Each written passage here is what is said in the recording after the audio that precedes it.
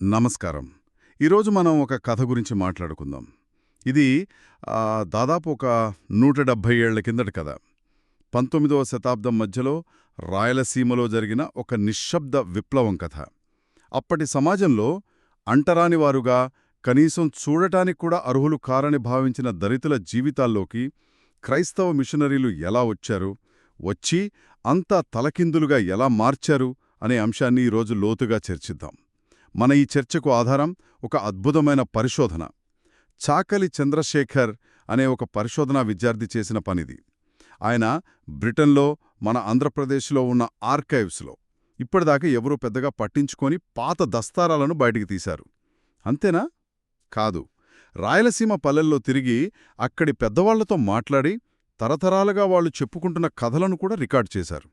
ఈ రెండింటిని కలిపి చూస్తే మనకు చరిత్ర పుస్తకాల్లో దొరికిన ఒక కొత్త కోణం కనిపిస్తుంది. అవును. ఆ కొత్త కోణాన్ని పట్టుకోవాలంటే మనం కొన్ని ప్రశ్నలు వేసుకోవాలి. అంటరానితనమనేది ఊరికే మాట కాదు, అదొక రాయిలాంటి కఠినమైన వ్యవస్థ.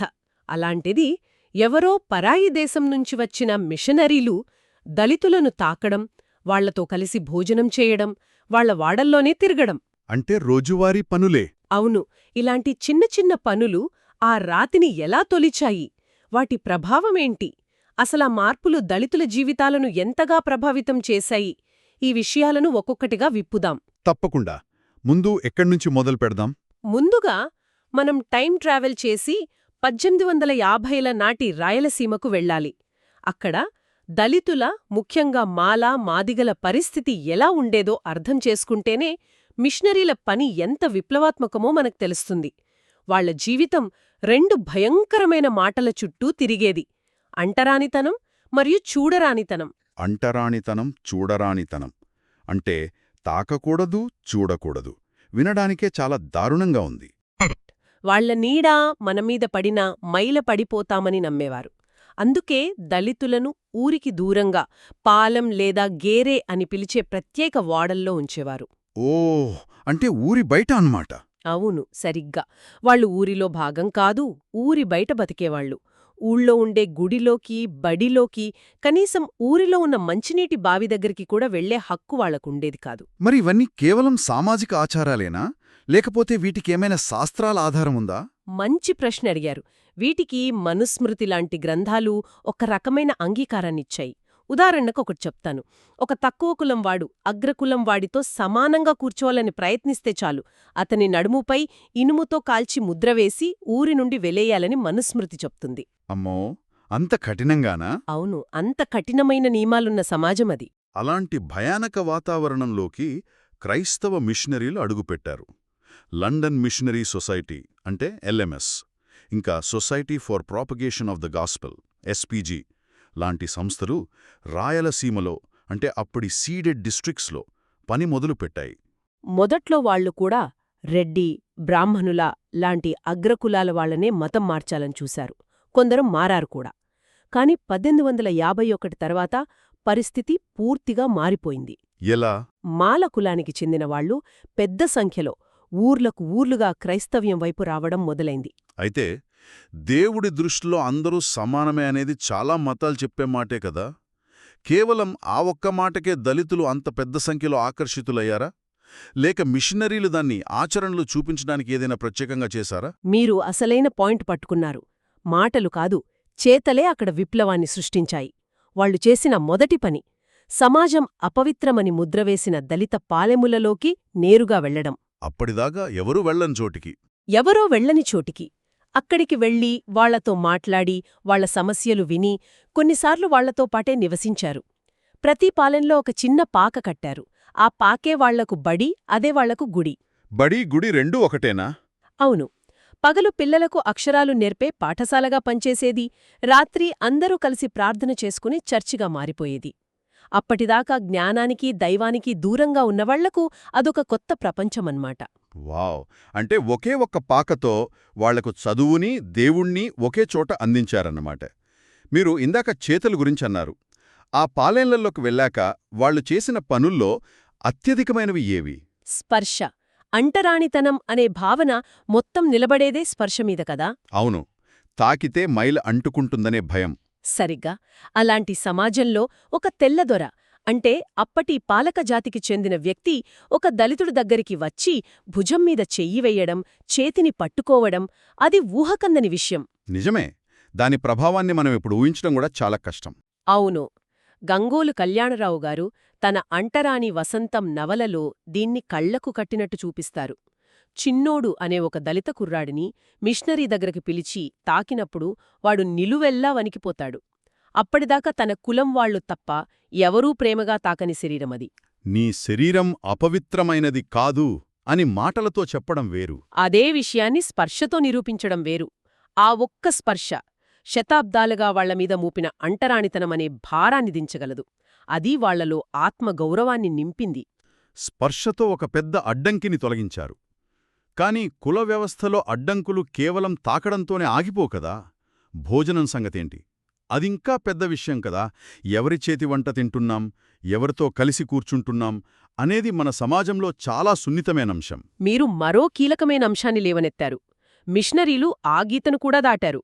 దళితులు వండితే మైల, వాళ్లతో కలిసి తింటే అపవిత్రం అని నమ్మే సమాజంలో వాళ్లు నేరుగా దళితుల పాకల్లోకి వెళ్లి వాళ్లతో పాటు నేలమీద కూర్చుని వాళ్లు వండిన సంకటిని అన్నాన్ని చేత్తో తిన్నారు. నిజంగానా? అవును.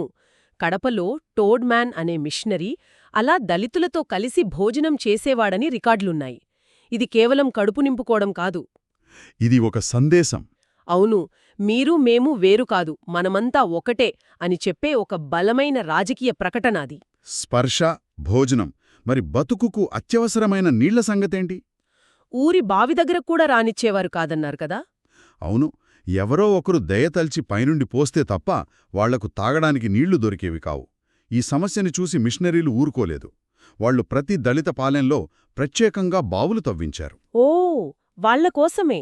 వాళ్లకోసమే. దీనికి ఒక సజీవ సాక్ష్యం ఇప్పటికీ ఉందంటే నమ్మగలరా? ఇప్పటికీ ఉందా? ఎక్కడా? అవును.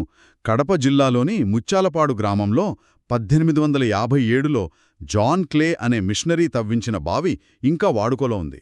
1857 అంటే దేశమంతా సిపాయిల తిరుగుబాటు జరుగుతున్న సమయంలో. అవును. అదే సమయంలో ఇక్కడ రాయలసీమలో ఒక చిన్న గ్రామంలో ఈ నిశ్శబ్ద విప్లవం జరుగుతోందన్నమాట. అప్పటి బావి ఇప్పటికీ ఉందా?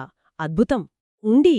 అంతేకాదు, ఆ బావి రాళ్లపై పాత తెలుగు లిపిలో జాన్ క్లే 1857 అని చెక్కి ఉంది.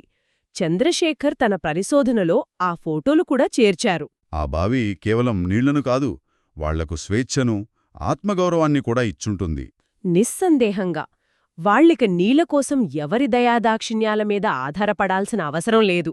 సరే, ఇవన్నీ సామాజిక, సాంస్కృతిక మార్పులు.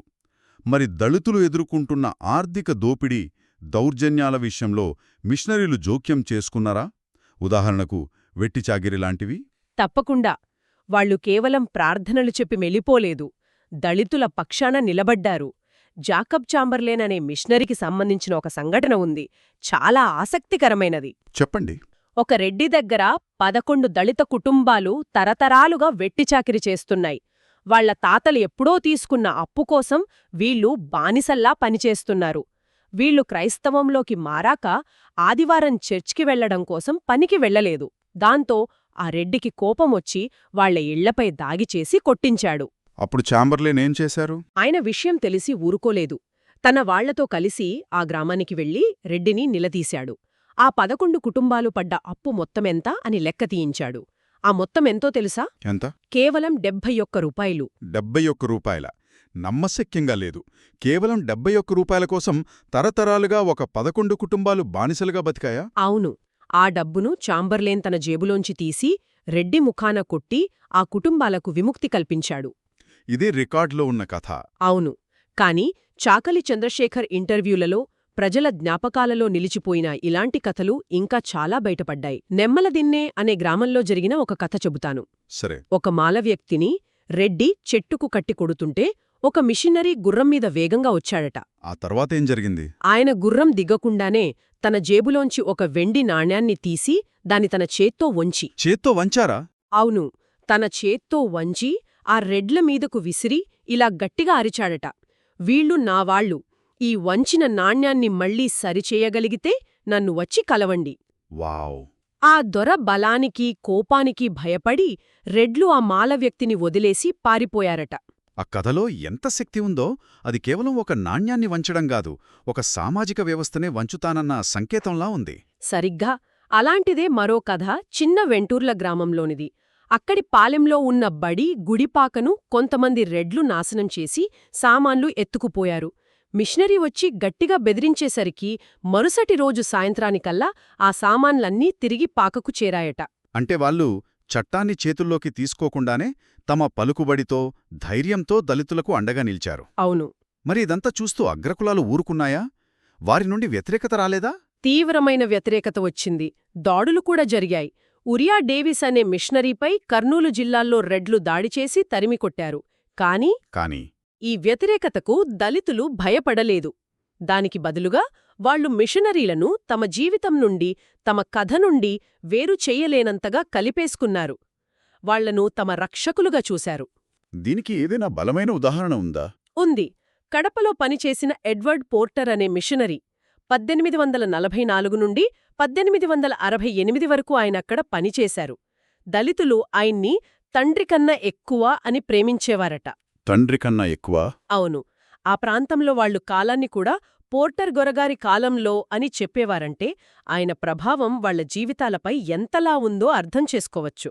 అంటే ఒక వ్యక్తి పేరు ఒక కాలానికి కొలమానంగా మారిందన్నమాట. చాలా గొప్ప విషయం. అంతేకాదు, పోర్టర్ ఇంగ్లాండ్ వెళ్లిపోయాక కడపలో ఉన్న తన బంగ్లాను అమ్మగా వచ్చిన డబ్బును కూడా ఇక్కడి దళిత క్రైస్తవులకే పంచిపెట్టమని ఒక జాబితా పంపారు.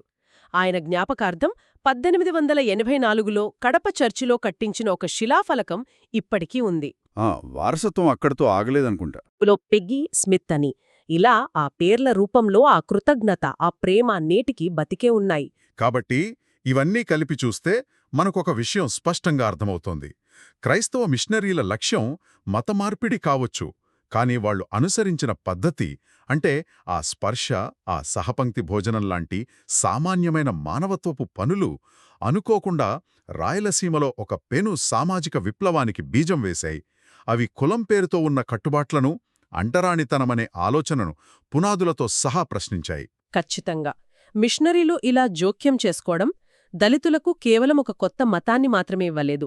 అంతకంటే ముఖ్యంగా శతాబ్దాలుగా కోల్పోయిన ఆత్మగౌరవాన్ని తిరిగి ఇచ్చింది.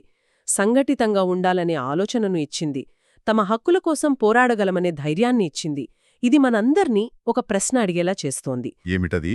ఈరోజు మన సమాజంలో, మన దైనందిన జీవితంలో మనం చేసే చిన్న చిన్న పనులు, ఒకరిని దగ్గరకు తీయడం లేదా దూరం పెట్టడం, మనకు తెలియకుండానే ఎంత పెద్ద సామాజిక నిర్మాణాలను బలపరుస్తున్నాయి లేదా బలహీనపరుస్తున్నాయి.